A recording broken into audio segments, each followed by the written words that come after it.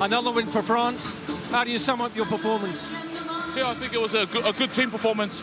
You know, before I start, I just want to thank the Lord Jesus Christ. You know, he's the reason I'm here today. I can't do this without him. I was blowing out there, but with his strength, I kept going. But it was a team effort. I just dug deep. I didn't know I had it in me, but, you know, I'm blessed and I'm here, and I just want to be so grateful for this opportunity. Were you starting to wonder whether you'd get that bonus point win? I think we always believed. We knew Italy is a strong team. They hung in there for 80 minutes. They never cracked, they never let go.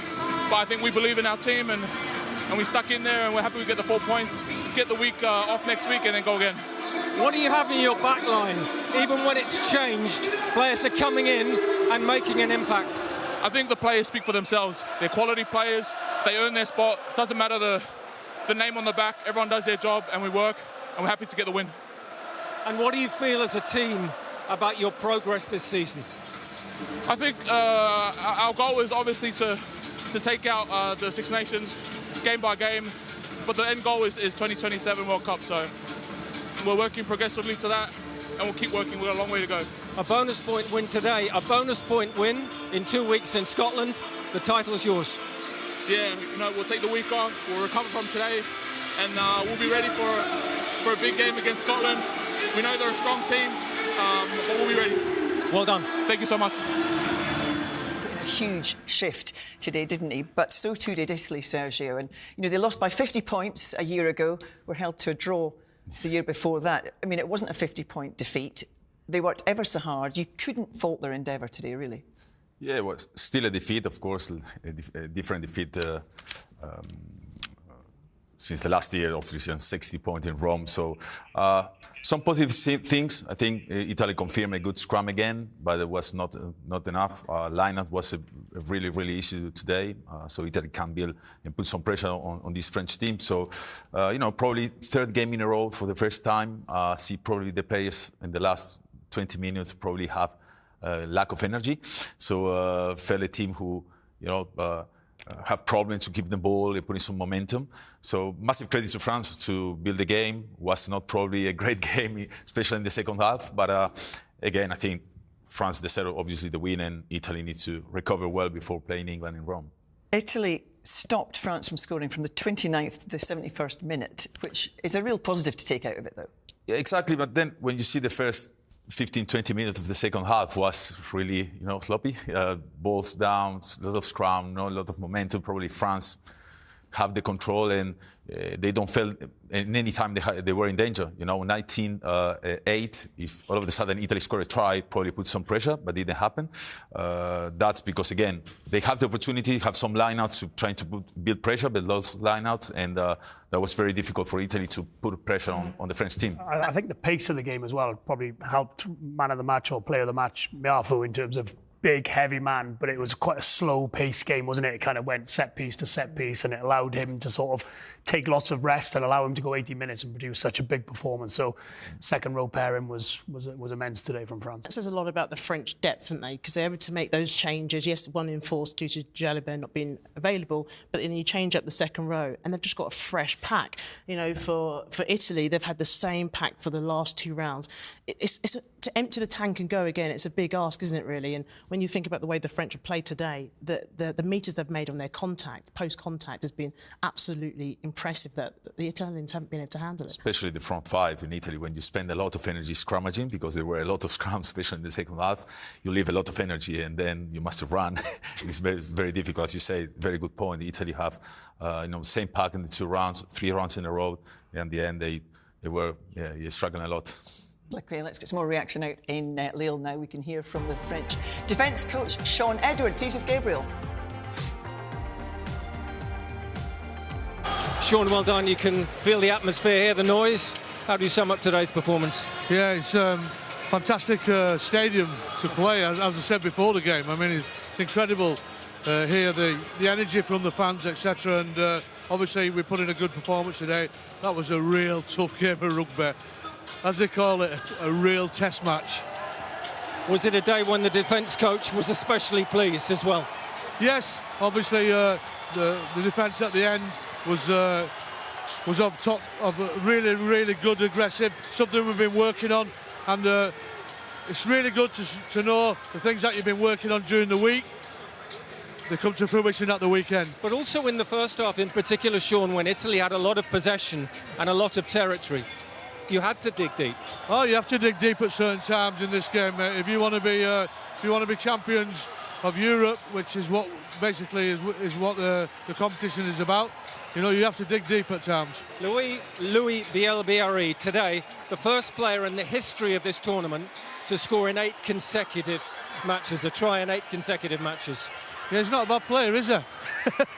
He's incredible. You know, I play with a great Martin of Fire, and them two are so similar in the way they play the game, and they're just, how many tries they scored is just incredible. It is the pleasing thing as well, players coming in and making an impact instantly, especially in that back line. We'll throw out the team, but especially in the back line. Yeah, we've got some great lads coming through, and Fabian's not scared of putting them in there, and Theo Antisogbe was fantastic again, you know, very good in the air, and we know that's a massive part of the game nowadays. Yeah, a bonus point win today, a bonus point win in Scotland, you've got the title again. One game at a time. Just let me recover from this one. And just say good luck to my mate John Madden. He's having an operation tomorrow. It's been a big inspiration on my life, mate. Thank you, Sean. Thank you. What an inspiration Sean Edwards has been to so many people, yourself included. You worked with him for 12 years.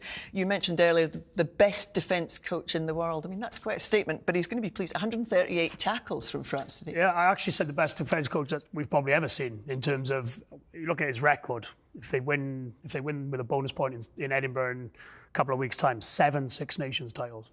In this, you know, 4 with Wales, and he's taken over teams. Wales were a real low when he came in, made Wales really disciplined, tough to beat, made everyone want to defend, and that's not easy. Even he mentioned it, you could see in terms of Louis Bielbiarri.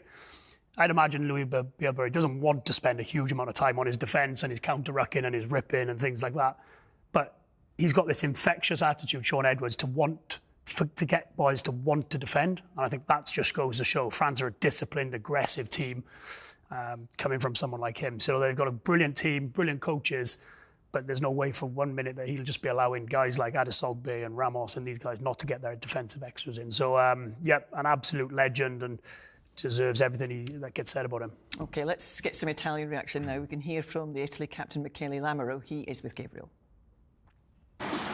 Michele, hard lines. Is 33-8 a bit hard on your team? Well, scoreboard is always truth of the game, so you have to play with that.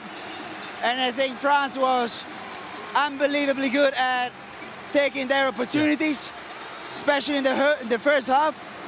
We didn't really concede them anything, but any little errors, it was a very good reaction from their part. And we couldn't be able to build pressure in the second half. And that took us to the 70th minute when we got that yellow card. And obviously at the very last frame, we had a little injury on the backs. So I had to cover a back spot. So it was pretty tough to contain them. Well, the scoreboard is always scoreboard. It's the truth of the game, so it's not too much. Is there a frustration? Maybe you did make too many errors when you had those opportunities. 100%. First half, we created a couple. Second half, we couldn't be able to keep our balls, especially line outs. You know, we had a couple of opportunities. Even that last phase, when we were into the 5 meters, you know, like obviously we're playing one of the best teams in the world. So you have to be precise, you have to be concrete, you have to be, you know, very at a high level. And there was a moment where we've been there, where we've been that sort of team, but a lot of other moments where we haven't been able to perform and to execute well enough. Thank you, Michele. Thanks. Yeah, I think first half we finished 19-8 and we are on the game until the 70th minute, 19-8. When you see there 19 points, it's a high kick from us, a bounce for them, kick and try, long line out, and they score from there. So it's 3 lost balls. That's how they did their 19 points. But in attack in first half, we had the ball and we attacked really well. In second half, we lacked the ball. We couldn't have our lineouts and we couldn't put pressure with the ball. Is there a frustration you didn't help yourselves today? Yes, definitely, because it was just a matter of, in second half, having a bit more of quality ball, especially from lineouts where we know is where we create so many opportunities and where the team can build stuff. Unfortunately, I think in second half we didn't have enough balls, quality balls to put pressure on France. They didn't have a great game either.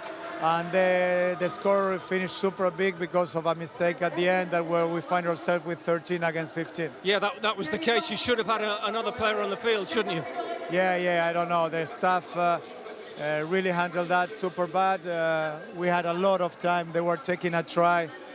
I don't know what happened there, but we were one guy down because of indiscipline and a second guy down, completely our responsibility. And it finished with a score that I think doesn't reflect the game. Thank you very much. Thank you. It's been a tough all day for Italy. It's hard enough playing against France without feeling you're down a man. Yeah, as Gonzalo talked about the issues with the staff, probably misunderstanding, but actually Capozzo go out and Ioane don't go in and Laina take a yellow card. So actually Italy play with 2 less players, and when you see the try, it was a problem of covering as well on the kick on Drean. So I can understand his frustration. That is something as a staff you need to manage well, and I think it's one of the things they need to improve as well for the next game against England.